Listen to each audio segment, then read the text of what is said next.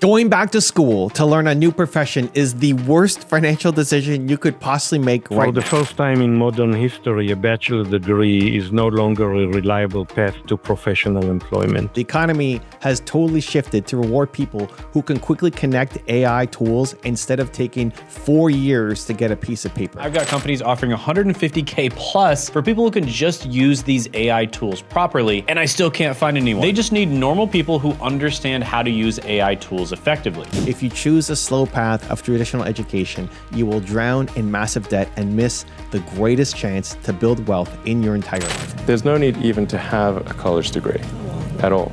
When Elon Musk wanted to build rockets and go to Mars, he did not go back to college. He knew absolutely nothing about aerospace engineering at the time. Most people would think you need a specialized degree to build a spaceship. But Musk knew that going back to school would take away too much time. So instead, he just borrowed the old textbooks from his friends and taught himself rocket science. How did you get the expertise to be the chief technology officer of a rocket ship company? I do have a physics background. That's helpful as a foundation. And then I read a lot of books and spoke to a lot of smart people. You're self-taught? Yeah. Well, self-taught, yes, meaning I don't have an aerospace degree. So how did you go about acquiring the knowledge? Well, I read a lot of books, spoke to a lot of people, and have a great team.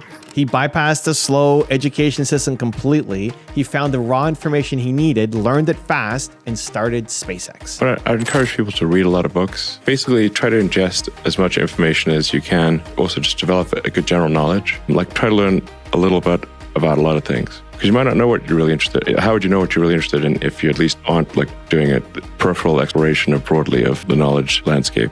Now you might be thinking, Evan, that's Elon Musk. He's a literal genius. I'm just a regular person with no technical skills, so I can never learn how to connect AI systems. But the truth is, you don't need to write a single line of code to do this. The new AI tools are built for regular people to use using plain English. You don't need a computer science degree. You just need to know what problems businesses are trying to solve. And I'm going to show you the exact skills you need to learn this year to hit that $10,000 a month mark without a degree, and how you can start practicing them today.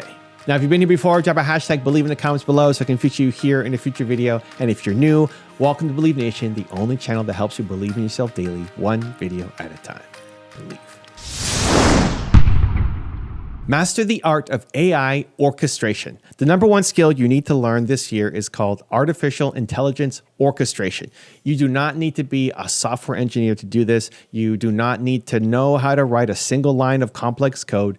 You just need to understand how to connect different digital tools together to solve a specific business problem. For the last few years, AI was mostly just a fancy chatbot. You typed the question into a box and it gave you a text answer. But the game has completely changed. I really think it started in November 2024 when Anthropic released something called the Model Context Protocol. Think of this new protocol as a universal connecting cable for AI. It allows intelligent systems to connect directly to existing software that a business already uses, so it can securely read your internal files, look at your private customer data, and take action without a human ever having to copy and paste anything. What it means is the era of humans doing manual data entry is completely over. The new era is all about building agentic workflows. An agentic workflow is simply a series of automated steps where the machine does the thinking and the acting for you. So imagine a local real estate office in your town. They spend 20 hours every single week reading emails from potential home buyers, copying the details into a massive spreadsheet,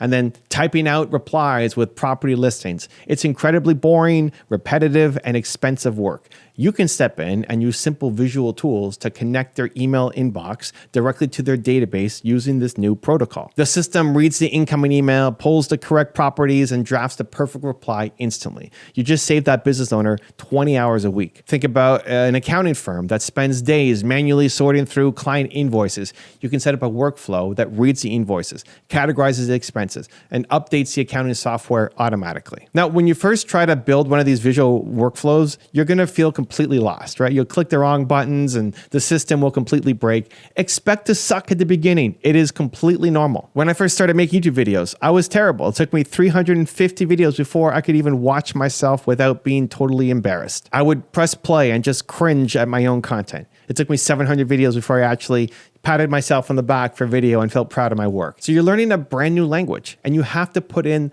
the repetitions to get good at it. So don't let the initial frustration stop you right there. You have to stay in the game long enough to figure out how the pieces fit together. Once you understand the basics of connecting these systems, you hold the keys to the kingdom. But having the technical skill is only half the battle. You also need to know exactly where to apply it to make money. Target the human-machine gap. So you might think that because these tools are so powerful, companies, they don't need humans anymore. The exact opposite is true. Businesses are totally overwhelmed by all of this new technology. They have absolutely no idea how to use it in their daily operations. According to the LinkedIn Skills on the Rise, artificial intelligence engineering and implementation is the fastest growing skill in the entire world. But right behind it are human skills like operational efficiency and business strategy. Employers are no longer looking for traditional college degrees. They're desperately searching for people who can look at a messy human process and figure out how to make it run smoother with technology. This is exactly where your normal life experiences become your greatest financial asset. So you don't need a background in advanced computer science. You need a background in dealing with frustrating jobs. Think about the most painful, annoying parts of the jobs you've worked in the past. What were the repetitive tasks that made you want to pull your hair out?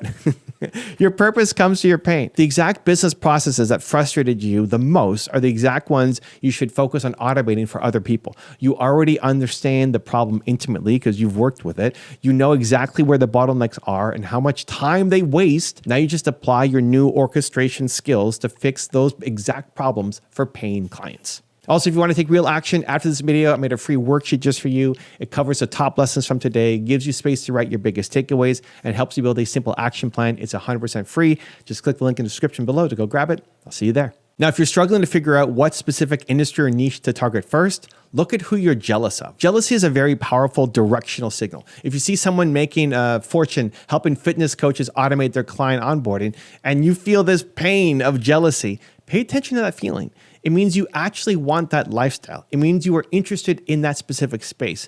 Use that feeling to guide your business focus. Stop looking at what everyone else is doing and start paying attention to what actually excites you. And once you find that direction, you will discover that the market is absolutely starving for your help right now. Solve the real business crisis. So right now, massive companies are making a massive mistake and it's creating a perfect financial opportunity for you. Executives have been reading about headlines on artificial intelligence and they think it works like magic. They believe they can just fire their staff today and the computer will do all the work tomorrow. The Gartner Future of Work Trends report revealed a pretty shocking statistic. In the first half of 2025, only 1% of corporate layoffs were actually the result of technology increasing productivity. Companies are letting people go before they even have the automated systems in place to do the work. They are cutting their teams, realizing the work still has to get done, and now severely panicking. They are stuck in a massive operational crisis. They do not want to hire full-time employees back because it looks bad, but they desperately need the daily work completed. This is the exact moment you walk through the door. You do not ask them for a traditional job. You offer them a permanent solution. You tell them that you can build an automated workflow that will handle their entire customer onboarding process or their invoice data entry or their daily lead generation. You are stepping right into the gap that they created with their own mistakes. You are not an employee, you're an invisible partner who brings efficiency to their daily chaos. So you have to look at this objectively. You are not selling a software tool, you are selling peace of mind to a heavily stressed out business owner. When you realize that fact, the way you talk about your services completely changes. You stop talking about the technical features, you stop talking about the model context protocol or the specific applications that you're going to use, and you just talk about their pain and how your system is going to make that pain disappear forever. But selling peace of mind requires a completely different pricing model than what you're used to. Package your skill as a premium outcome. So if you want to hit your financial goals this year, you have to completely abandon the hourly wage mindset. If you charge $50 an hour to build an automated workflow, you will burn out before you ever see any real wealth. You are no longer trading your valuable time for small dollars. You're trading permanent solutions for large dollars. The PwC Global AI Jobs Barometer shows that workers who bring these skills to the table command a 56% wage premium over those who do not. The global market places a massive premium on these specific abilities, so you need to price your services to match that reality. So imagine you find a medium-sized company that is losing $100,000 a year because they can't follow up with their sales leads fast enough. If you build a workflow that automatically responds to every single lead within 10 seconds, you just solved a $100,000 problem. You shouldn't charge them for the 5 hours it took you to build the system. You should charge them $10,000 for the final result. They gladly pay you the $10,000 to save $100,000. That is just one single client. You only need one client a month to hit your financial goal. But when you try to ask for that much money, fear is going to hit you hard. Belief always breaks down at the next level of success. You believed in yourself enough to learn the new skill, but when it comes time to ask for $10,000, your imposter syndrome will scream at you. You will think you are not smart enough, you're not experienced enough, you're not worthy of that kind of money. And that's the exact moment you have to stand firm. You have to remember the massive value that you are providing. The technical execution might be easy for you now, but it's a complete mystery to them. Your value is not in the physical effort you exert. Your value is in the massive result that you deliver. But you will never get to that pitch if you do not master the art of starting. Take immediate imperfect action. So the biggest trap you can fall into right now is waiting for the perfect time to start. You will tell yourself that you need to watch 50 more tutorials or read another business book or wait until next month when your schedule slows down, right? That's the lie that keeps you broke. The market is moving incredibly fast. If you wait until you feel completely ready, the opportunity will pass you by. The ones who win are the ones who take messy, imperfect action today. So don't worry about having a flawless business plan. The plan is not what actually matters. You just need to focus on the 2% difference. You don't need to have a massive technology agency today. You just need to open the software and create your very first simple workflow. It will probably be terrible. That's fine. The goal is simply to build momentum. Once you take the first physical step, the second step becomes infinitely easier. You'll start to see possibilities everywhere. You'll start looking at every single business you walk into and seeing exactly how you could save them time and money. So you need to pay attention to your environment and your daily routine. Who is in your ear every morning? If you wake up and you consume negative news, you will stay stuck. You need to fill your head with the stories of successful people who took huge risks and won. Make today count. Do not go to sleep tonight without having done one single thing that moves you closer to your goal. I want you to build something today that you would be proud to tell your grandkids about decades from now. So stop waiting for permission. Stop waiting for someone to rescue you. The tools are completely free. The demand is off the charts. And the only thing standing in your way is your own hesitation. All that's left is for you to step into the arena. Your next step to greatness. So you have everything it takes right now inside of you to build the life you actually want. Trust that your ideas are valid and your effort is going to pay off. Stop playing small and step boldly into the arena. And congratulations, you're one video closer to who you're meant to be. Believe. Now let's learn how to stop sabotaging your success. You are sabotaging your own business without even realizing it. Do you feel like you're working hard but not getting results? It's time to find out if you're making one of the 5 huge mistakes that self-taught entrepreneurs often make. Stick around because fixing even just one of these could change your business forever.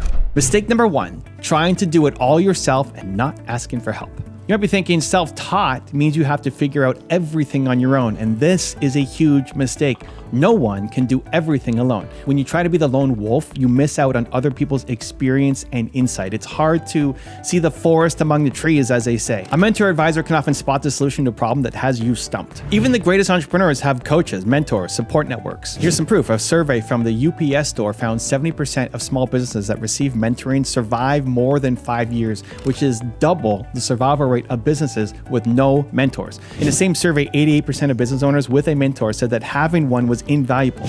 Another study found that 1/3 of successful entrepreneurs had a mentor or support group versus only 14% of entrepreneurs who failed. So the evidence and all the data, it's clear. Going it alone is actually hurting you. So what should you do instead? Ask for help.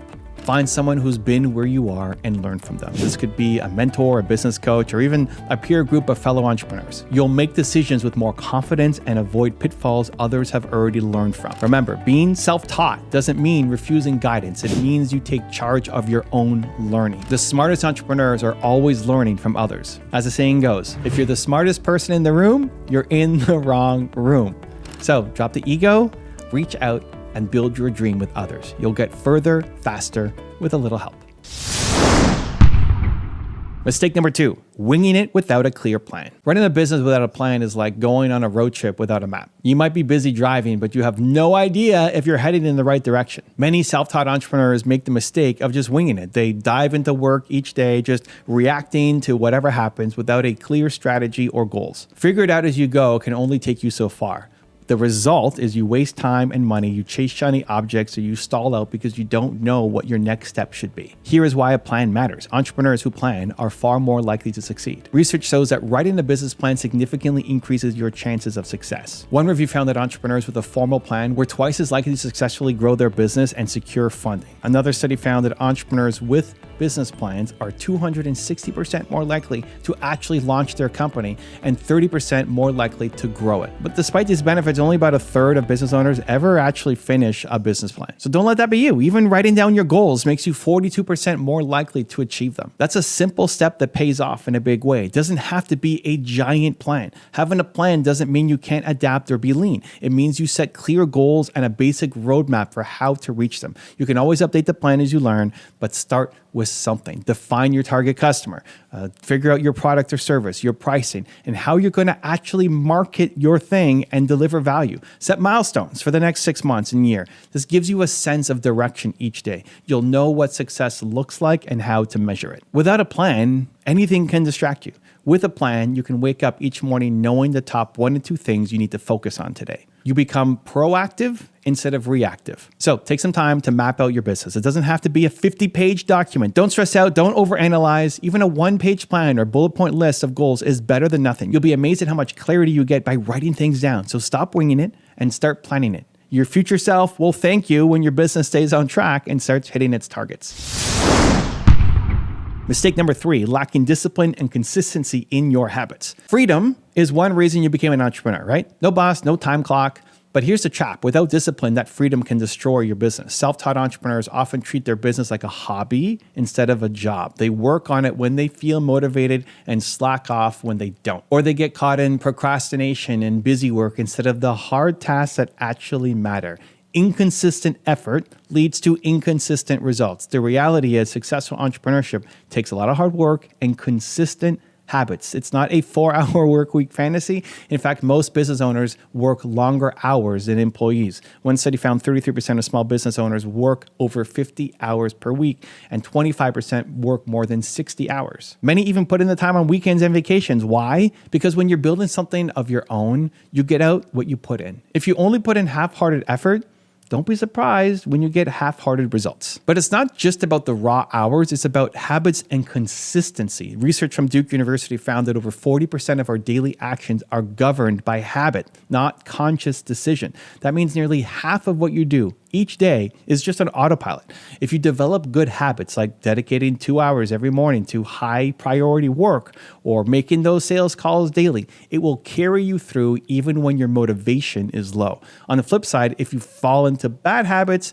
sleeping in, scrolling social media, reacting to emails all day, your business will suffer. You won't even realize how much time is slipping away because habits run silently in the background. So to avoid this mistake, treat your business like a serious commitment. Set a schedule for yourself. You don't need a 60-hour grind if that's not realistic for you, but do decide on consistent work times and stick to them. For example, you might commit to working on your business from 8 a.m. to 1 p.m. every weekday before any other activities. Create a routine. Maybe you review your goals each morning. You tackle the hardest task first, right? Eat that frog. You dedicate certain days to specific needs. Mondays are for marketing. Tuesday is for your product development, etc. Also, eliminate the distractions when you're working. Turn off your notifications. Let your friends and family know that those hours are secret. Being your own boss means you must boss yourself around. No one else will do it. Consistency beats intensity. It's better to move the ball forward every single day with solid habits than to work in erratic bursts of inspiration. Those small daily actions will compound over time, and that consistency builds trust with your customers and momentum in your growth. So set up habits that make you productive by default. Make success your daily routine. When discipline becomes a habit, your business will start to run like a well-oiled machine, and you will start to reap the rewards. Mistake number 4, ignoring your market and customers, building something no one wants. This mistake is a silent killer, pouring your heart into a product or service without checking if anyone actually needs it. Self-taught entrepreneurs can fall in love with their idea and assume if I build it, people will come. Right? They spend months or years developing a business in a bubble. No market research, no customer feedback, only to launch to the sound of crickets. It's devastating and it's common. Building something nobody wants is one of the top reasons that new businesses fail. So don't just take my word for it. Research by CB Insights found that no market need is the number one reason startups fail. In fact, one report showed that 8 of the top 12 reasons startups fail are related to poor product market fit, basically making something that nobody wants. Think about that. The majority of failures happen not because the founders weren't smart or they didn't work hard, but because they didn't solve a real problem for customers. Another analysis found that 34% of startups' failures were due to a poor product market fit, and 22% failed from not having the right marketing plan. If no one wants your product, even the best marketing won't save you. The market is the ultimate judge. If you ignore it, you're running on hope, you're not running on reality. So, to avoid this mistake, put your customer at the center from day one. Don't be afraid to get out there and talk to people who might have the problem you're trying to solve. It can be as simple as having conversations with your target audience or doing quick surveys. Ask them about their biggest problems and needs in the area that you want to help them serve. Listen more than you talk. Don't lead the witness by pitching your idea too soon. Just learn what they truly care about. And as you gather these insights, be ready to pivot or to tweak your idea to better solve the real pain points that you discover. This is not meant to be a blow to your ego. It's how you craft something people actually want to buy. Also, try to test your idea early and cheaply. If you have a product concept, creating a rough prototype or even a sketch and get feedback on it. If it's a service, try a small pilot program or consult with a few potential clients. The goal is to validate that your solution resonates with people. Are people saying, I need this, or when can I have it? Or are they lukewarm? Early feedback is gold. It's far better to learn and adjust in the beginning than to spend all your money on a full launch that then flops. Remember, feedback isn't criticism, it's direction. It guides you to shape your business into something that will work. At the end of the day, your business exists to serve customers, to solve a problem, to bring value. When you align what you offer with what people genuinely need and value, you create that win-win relationship. Customers get something they love, and you get a growing, profitable business. So fall in love with the customer, not just your product. Do your homework on your market. Stay curious, ask questions, and never assume that you know it all. The more that you listen and adapt, the less likely you are to build something useless. Solve a real problem, and you'll never have to worry about finding customers. They will come to you. Mistake number 5. Being afraid of failure and giving up too soon. Entrepreneurship is tough and not every attempt will succeed. But the biggest mistake self-taught entrepreneurs make here is taking failure too personally and giving up when things go wrong. You might hit a roadblock, a product launch fails, a client backs out, the revenue isn't coming in as fast as you hope, and you think, I'm just not cut out for this, so you quit. That is the only guaranteed way to fail permanently. The truth is, failure is not the end unless you stop trying. Every successful entrepreneur has faced setbacks. The difference is they learn from them and they keep going. I love the mindset that failure is feedback. In fact, every failure teaches you something valuable. It does. It shows what not to do or how to do it better the next time. Failure is only failure if you don't learn from it. If you treat each failure as a lesson, you actually haven't failed at all. You have grown. It's like getting feedback from the market or from life on how to improve. And guess what? Everybody fails on their path to success. This isn't just a nice saying, it's reality. The road to success is paved with trial and error. The most legendary business leaders, inventors, creators, they all had flops and outright disasters before figuring it out. They succeeded because they didn't quit after those failures. There's a famous quote, I have not failed. I've just found 10,000 ways that won't work. That's Thomas Edison, the inventor of the light bulb, humorously reminding us that every no gets us closer to a yes. Success usually takes longer than we want to believe. Too many people just give up in year 1 or 2, just when things might have started to click if they had persisted a bit more. So how do you embrace failure in a healthy way? First, expect it. This doesn't mean you're aiming to fail, but don't be shocked when something doesn't work. It's just part of the process. Adjust your mindset to see failure as a teacher, not as has a verdict on your ability and that you suck. When something goes wrong, take a step back and ask, why did this happen? What can I learn from this? How can I adjust and come back better? Maybe your marketing message was off. Maybe you targeted the wrong audience. Maybe you simply need more patience for your strategy to actually play out. Use that insight to pivot and refine your approach. And then you try again. And keep in mind that resilience, it's like a muscle. Every time that you get over some setback, you start to build that muscle. You get a little bit tougher and smarter. And over time, you become more and more unstoppable because no failure can break you. You always find a way to adapt. This is crucial for self-taught entrepreneurs because you're learning as you go. Not everything will be perfect on your first try. Give yourself permission to fail and learn in public. It's better to launch imperfectly and then iterate and improve than to hold back because you are afraid. And most importantly, don't quit on your dream just because it's harder than you thought. If you truly believe in what you're doing, then keep pushing. You might be closer to a breakthrough than you think. Remember that every overnight success story has a hidden chapter of years of effort and setback. So keep going, even when it's tough. Perseverance is going to be your superpower as an entrepreneur. Use it. The beautiful thing about mistakes is that they don't define you, they educate you. Now we've covered the 5 huge mistakes to avoid. You have the power to course correct. Ask for help when you need it. Plan your path so you're not drifting aimlessly. Build rock solid habits that drive you forward every day. Obsess over your customers and make sure you're giving them real value. And above all, don't let fear of failure stop you. Every entrepreneur's journey is a work in progress. You're going to have ups and downs, victories and defeats. That is normal. What matters is that you stay in the game and keep going. Learn from every misstep and keep moving. Success is not reserved for only the geniuses or the lucky ones. It's for the ones who keep improving and keep going. So you've chosen a challenging path, being an entrepreneur, but it's also a rewarding one. You have a vision inside you and the world needs to see it. So take this video as your wake-up call and hopefully your pep talk. It's time to double down on your growth. Correct the mistakes if you've been making them, and you'll see the difference in your business and in yourself. You already have everything it takes to win. Now go out there and make it happen. And remember, the only way you truly fail is if you stop trying. Now let's learn how you can break through your limits. Most entrepreneurs have big missions. You want to change your industry or even the world, but far too often we aim too low and hold ourselves back. I recently coached an entrepreneur who was playing small in his business. He had an amazing vision to transform workplaces globally, but he was only working with very small companies and underpricing his services. The result was he felt stuck, underpaid, and knew he wasn't reaching the people who needed him most.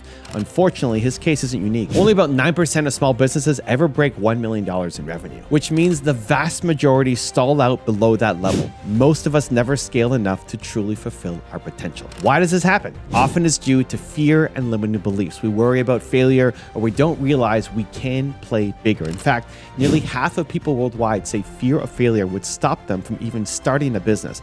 That fear doesn't magically disappear once you're in business. It can keep you from expanding, from raising your prices, or going after bigger clients. The truth is, playing small feels safe, but it comes at a huge cost. It limits your impact, your income, and your ability to achieve your mission. The good news is you can break out of this trap. And in this video, I'll share a tactical roadmap to stop playing small and scale your business and your impact. You're gonna learn how to aim higher with your clients and prices, how to align your content to fuel your growth, and how to overcome the fear that's been holding you back. These strategies come from a real coaching session and years of entrepreneurship experience, and I'll back them up with data and examples. If you're ready to reach 10x more people and generate the revenue to support your dream, let's dive in. The cost of playing small and why it's time to level up. First, let's get clear on why staying in your comfort zone is so dangerous. When you play small, you might avoid rejection or big risks in the short term, but you create long-term pain for your business. Here's what I mean. Limited impact. By keeping your business small or sticking with super small clients, you're limiting the number of people you can help. My client had a goal to improve work cultures for thousands, tens of thousands, millions of employees. But by only consulting with tiny companies, he was reaching maybe a few dozen people. If your mission is to help millions or even just thousands, you simply can't get there by thinking small. You need a bigger engine to carry that message. Remember, good is the enemy of great. Settling for a good small impact means those extra people who need you won't get help. Strained finances. Playing small often means undercharging and working with clients who have tiny budgets. This starves your business of resources. Think about it. If you're barely covering your bills, how will you invest in better marketing, hiring an A-team, or launching that community project you care about? Big missions need funding. By contrast, aiming higher with bigger clients or premium offers bring in more revenue, which you can reinvest to grow even more. It's not about greed, it's about sustainability. For example, losing even one key employee can cost a business 1 to 2 times that employee's annual salary to replace through recruiting, training, lost productivity. That's 100 to 200% of annual salary lost per employee. If you can solve such a big problem for a client, it's worth a lot and you should be charging accordingly. We'll talk about premium offerings soon. Burnout and bottlenecks. When you stay small, you often try to do everything yourself and say yes to every tiny opportunity. It's exhausting. You can't delegate because there's no margin to hire help. You can't take a vacation because the business depends entirely on you. This is a recipe for burnout. I've seen so many entrepreneurs hit a wall because they insisted on being a one-person show for too long. By contrast, scaling up the right way lets you build a team and processes so the business isn't bottlenecked by your personal bandwidth. You actually get more freedom as you grow. The bottom line is playing small doesn't actually keep you safe. It slowly suffocates your dream. It keeps you invisible to the bigger opportunities. It leaves you undervalued and under-resourced. So if you recognize yourself doing this, it's time to make a change. Let's talk about how. Aim high first. Serve premium clients to fund your mission. So how do you break out of the small game trap? One of the most effective strategies is to aim high first, secure premium high value clients or customers, and use that success to fuel the rest of your mission. This might sound counterintuitive if you've been focused on affordability or serving everyone. So stick with me. This approach can change your entire business. Think of your business like an airplane with seating classes. You've got your private jet clients. It's a small number of customers who pay for the absolute best, the highest touch service that you can offer at a premium price. Then you've got your first class. It's a larger group who get a high-end group program or mid-tier offering. Then you've got your business class. That's your online courses, your books, your scaled products that reach the masses at lower price points. And then you've got your economy class. That's your free content, YouTube videos, podcasts, blogs that anyone can access. Most people start at the back of the plane, the cheapest offers, and hope to gradually make money. I'm suggesting you start at the front.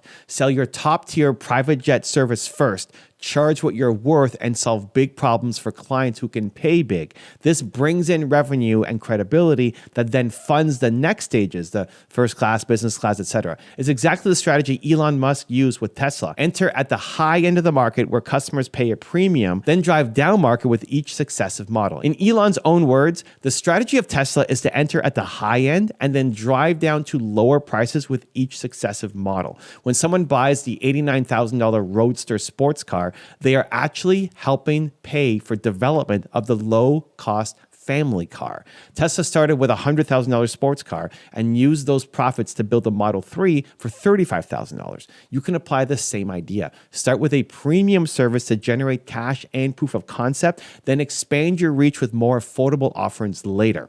So ask yourself, who are the most impactful, highest paying clients I could work with right now? Aim for the top of the market. For example, my client initially worked with modest local businesses. We pushed him to go after large companies, the kinds that have hundreds or thousands of employees and huge pain points around hiring and retention. Why? Because these bigger businesses feel the problems he solves much more acutely and will gladly pay for a solution. Employee turnover costs U.S. businesses a staggering $1.8 trillion in lost productivity every year. And companies know it. And like I said before, replacing a single experienced employee can cost 100 to 200% of their salary on average when you factor in recruiting and training people. This means if you can help a company keep their people or optimize their team, that insight is incredibly valuable. Don't you think a client saving tens of millions in turnover costs should pay a 6 or 7 figure fee? Absolutely. Know your value. You might be thinking about, Evan, how do I land those premium clients? They don't even know me. Great question. And that's where smart content and outreach comes in. And I'll cover that in the next session. But first is a mindset shift. Give yourself permission to solve bigger problems for bigger players. The truth is, big companies need your help too. Even the giants struggle. Meta, which is Facebook's parent company, reportedly offered $100 million bonuses to poach top AI engineers from a competitor. That's how desperate they were to get the right talent. When billions are on the line, industry leaders will pay almost anything for an edge. You might not be in AI, but every industry has high-level challenges where expert help is scarce. Identify what you can do at an elite level and who badly needs it. One more benefit of targeting premium clients, bigger impact per client. If you work with a Fortune 500 company, implementing your ideas could affect 10,000 employees' lives at once. Helping one CEO adopt a better culture could cascade to thousands of families. So if you're mission-driven, think about how scaling up who you serve multiplies your reach. It's a difference between helping one classroom versus changing the entire school district. Same effort, 100 times the impact. So here's an actionable tip. Take a moment to sketch out what your offer ladder is. What is your ultimate premium service? The one that would deliver insane value and results and thus command a premium price. What mid-tier program or course could you develop with that funding? And what free content or low-cost product will you eventually offer to spread your message widely? Write these down, but start at the top. Your next step is to land a premium client or two. So let's talk about how to do that using content. Align your content with your business goals. Content with purpose. If you want to stop playing small, random acts of marketing won't cut it. You need to align every piece of content you create with your bigger business goals. This means using content as a strategic tool, not just for likes or views, but to open doors to those high-end clients and to build trust with your target audience. Here are 2 tactical ways to do it. 1, use an interview show as networking. This is one of my favorite hacks for getting in front of influential people. We call it the Biz Dev show inside our Movement Makers program. If there are big potential clients or powerful referral sources in your industry that you want to connect with, invite them to be featured in your content. The key is you're offering them exposure and a chance to share their story rather than asking for something. For example, the Entrepreneurial Coach compiled a list of 50 dream contacts, including CEOs, industry experts, venture capitalists who work with large companies. Instead of cold calling them, he approached each with a personal note. I host a show about blank, his topic. I'd love to interview you about your success and share your insights. This approach is powerful because people in high positions are rarely asked to do media appearances. They don't get many interview requests, so they're often flattered and say yes. It's easier to get a busy CEO on a call when you're highlighting their expertise rather than trying to pitch your services to them. Once you land the interview, a few things happen. You spend a solid 30 to 60 minutes building a relationship in a positive context. They get to know you and you're providing value to them by showcasing them. You create a content asset featuring an industry leader, which boosts your credibility with your audience and future guests. And after the recording, there's usually an opportunity to chat off air, which is naturally when they'll ask, so what do you do? Giving you a chance to mention how you help companies. This often leads to them saying, oh, well, we struggle with that, or I know a company that needs help with that, and boom, a warm lead. This strategy turns content creation into targeted networking. It's exactly how I built many of my business relationships. And it works even if you have a small audience or a brand new channel. Remember, people love to talk about themselves and their work. By offering an interview, you're giving before asking. Over time, these interviews can directly lead to client contracts or valuable introductions. And as a pro tip, aim for guests who are either ideal clients themselves or are connectors who can refer you to multiple clients. For instance, an HR executive could hire you, while an investor or an attorney who works with 20 companies could refer you to many of their portfolio CEOs. Next, demonstrate your expertise on camera. To attract high-end clients, and really any clients, you need to prove that you can deliver results. The fastest way to do that isn't through fancy brochures or credentials. It's by demonstrating it. Show, don't tell. I advise my clients to start recording short hot seat coaching sessions and FAQ videos addressing his specialty. efficiency. So if you're a consultant or expert, do a video where you solve someone's problem. If you provide a service, show before and after or walk through about how you approach a tough challenge. Let viewers see your thought process. For example, if you're a leadership coach, film a session where you help a leader navigate a team conflict. If you're a marketing expert, critique a marketing funnel live. This kind of content accomplishes two things. One, it builds trust with potential clients because they can literally experience what it's like to work with you. And two, it filters in the right clients. Those who resonate with your style and values will reach out, while those looking for something else will self-select out. Data backs up how important this is. In B2B markets, 73% of decision makers say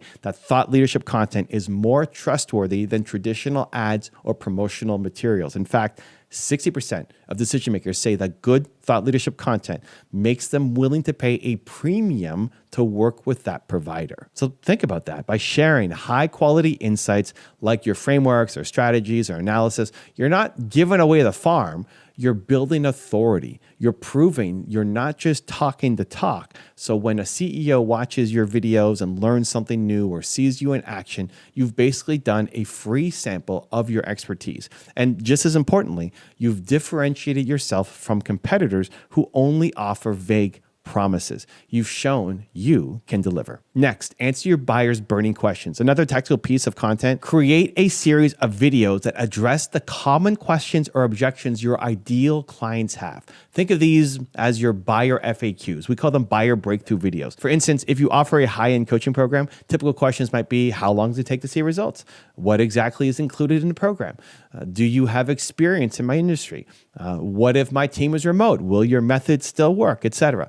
Instead of answering these one by one on sales calls, make public content answering them. This not only saves you time, it becomes part of your marketing. When someone's on the fence about hiring you, they can watch these videos where you give honest, substantive answers, which builds trust. Plus, these topics are often search-friendly, bringing new prospects to you. And as an added bonus, by addressing objections up front, you'll attract more ready-to-buy inquiries. We call these buyer breakthrough videos, and the goal is to help buyers make breakthroughs so they sign up with you. Finally, make your content strategy strategic. Every piece of content should have a purpose in your overall funnel. So the interviews, those are relationship building with key players that can generate sales or referrals to you. Live demonstrations and coaching provides proof of expertise to convert viewers into clients and ascend clients to higher ticket programs. And Q&A and thought leadership pieces builds credibility, trust, and inbound leads over time and improves your sales efficiency. Gone are the days of just chasing viral hits or posting random motivational quotes because you should post on social media. We're not playing that game here.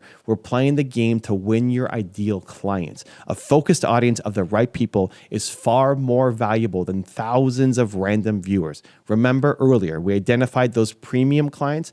Now you create content for them. Speak to their pains and aspirations. You'll find that even with a modest following, you can generate serious business if you're laser focused on providing value to the people who matter most to your business's growth. And consistency matters too.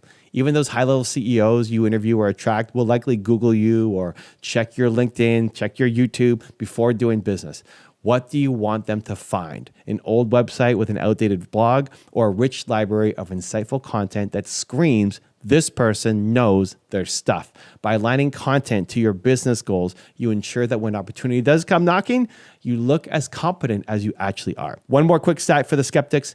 Over 58% of consumers now discover new businesses via social media. That's more than through search engines or word of mouth. So if you're absent on these platforms, you're invisible to a huge chunk of your potential market. The modern buyer, even a corporate executive, often finds experts through YouTube videos, LinkedIn posts, podcasts, etc., and uses that content to vet providers. By putting out strategic content, you're controlling your narrative and attracting clients in a scalable way. It's working while you sleep. A video you post today could bring you a contract a year from now. So if you haven't already, commit to a content schedule that you can sustain. Even one quality piece a week can move the needle if done right. Make it valuable, make it targeted, and always include a call to action or next steps for interested viewers, like contacting you, downloading the guide, etc.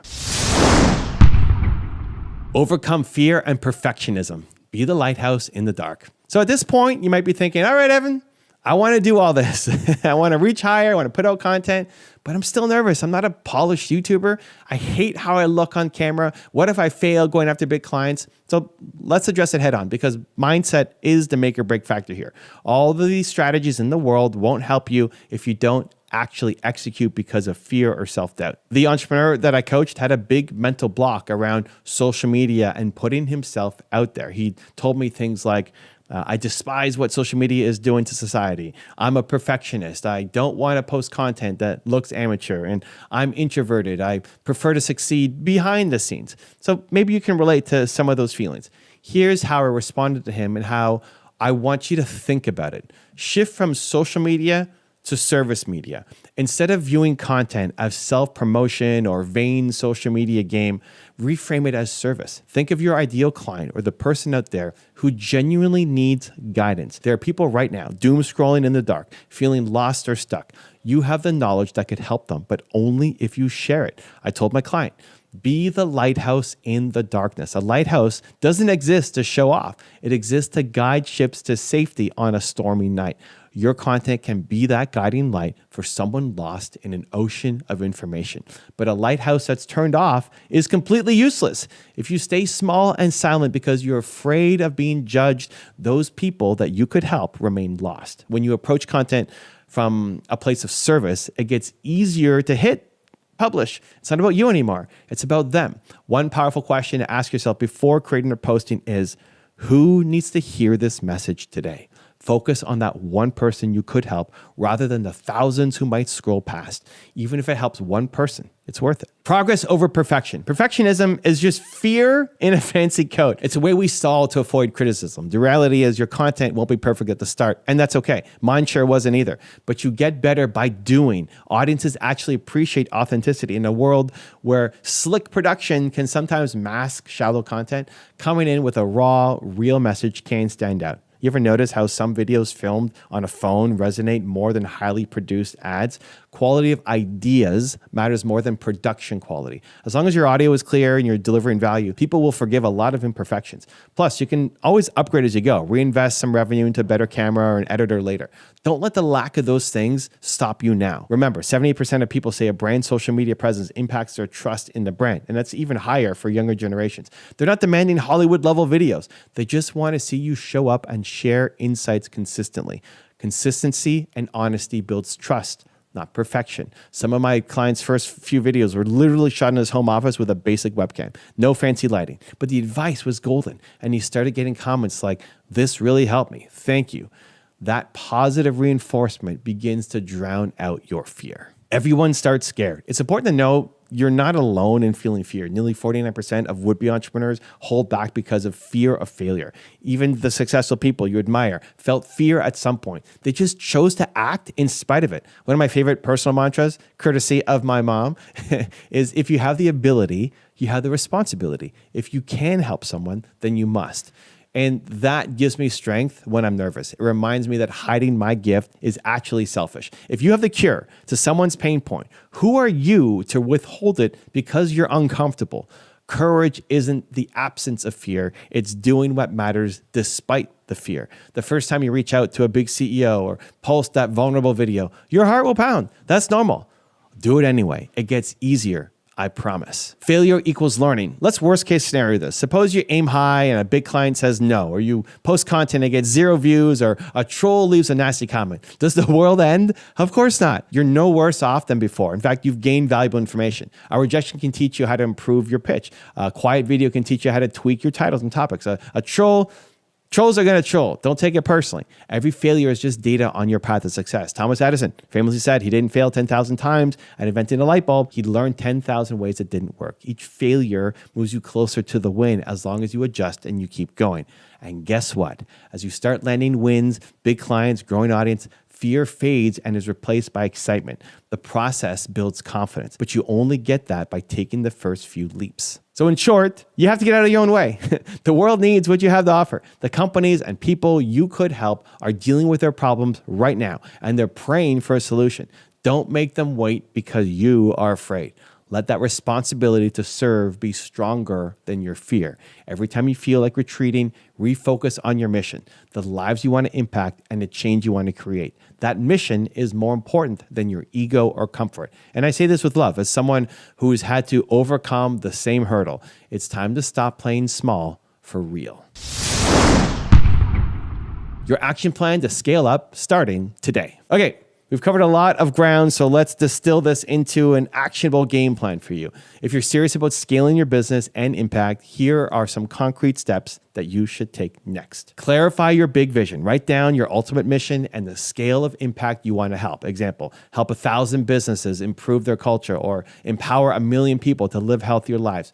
Be as specific as possible. This is your North Star that will motivate you to push beyond your comfort zone. Next, define your premium offer, the private jet service. Identify the highest value problem you can solve and package it into a premium offering. This could be a one-on-one consulting package, a done-for-you service, a exclusive workshop series, whatever delivers massive results, and price it accordingly. And pro tip, if it doesn't make you a bit nervous to quote the price, you're probably still thinking too small. Next, build a dream 50 list. We call it the money 50 list. Build a list of 50 names who could unlock the next level for you. These might include potential high-end clients, companies or individuals, industry influencers, investors, or other connectors who have the ear of your ideal clients. Think big: CEOs, thought leaders, top podcast hosts in your niche, etc. Don't worry if you don't know them yet. Next, initiate contact with value. Reach out to these dream contacts with a generous offer. For many, that will be inviting them to an interview. The key is to get on their radar in a positive way. If you line up even one interview or meeting each week, that's 50 high-value conversations in a year. Trust me, this can transform your business. Next, create proof content. Plan on at least 3 to 5 pieces of content that demonstrate your expertise. Create a video of you coaching someone through a challenge, showing how you solve problems. You want assets you can point potential clients to that make them go, wow, I need this person's help. Start recording these now. Don't overthink production. Focus on substance. Next, produce a FAQ tip series. We call it buyer breakthrough videos. Jot down the top 10 questions or hesitations your target clients usually have. Produce a video answering each one with clarity and honesty. This not only serves your marketing, but also trains you to articulate your value confidently. Release these over the next few weeks on your YouTube channel. This positions you as a helpful expert rather than a salesperson. Remember, buyers are doing more self-directed research than ever. 60% of B2B buyers in a survey said high-quality thought leadership content built their trust in a new supplier. Meet them with the answers they seek. Next, upgrade your mindset daily. Commit to a daily mindset practice to surround yourself, virtually or in person, with content and people that reinforce a big thinking mentality. As the saying goes, if you're the smartest or most ambitious person in the room, find a new room.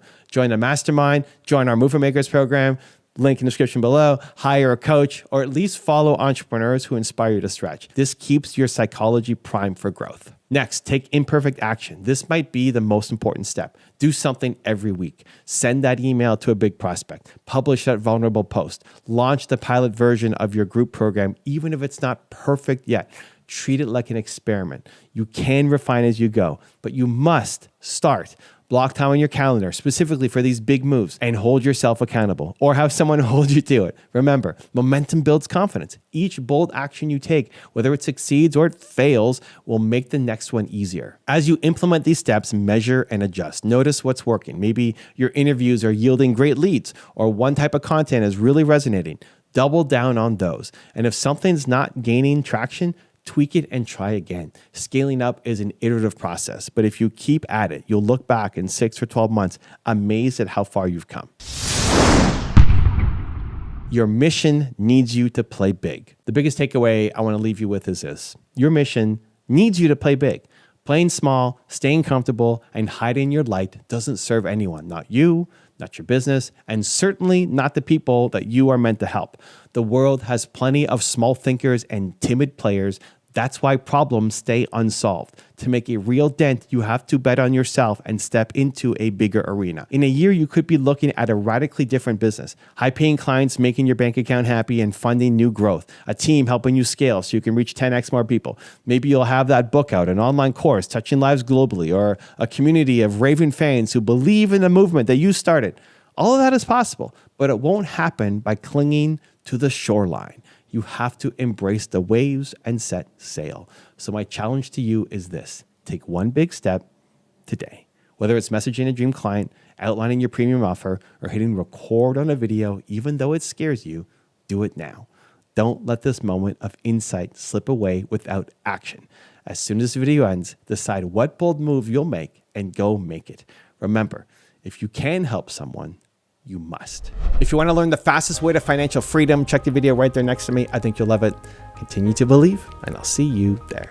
In 1985, Robert Kiyosaki and his wife hit rock bottom. They were homeless, living out of a beat-up brown Toyota with exhausted credit cards and just a few dollars to their name. Each night, those car seats were their bed,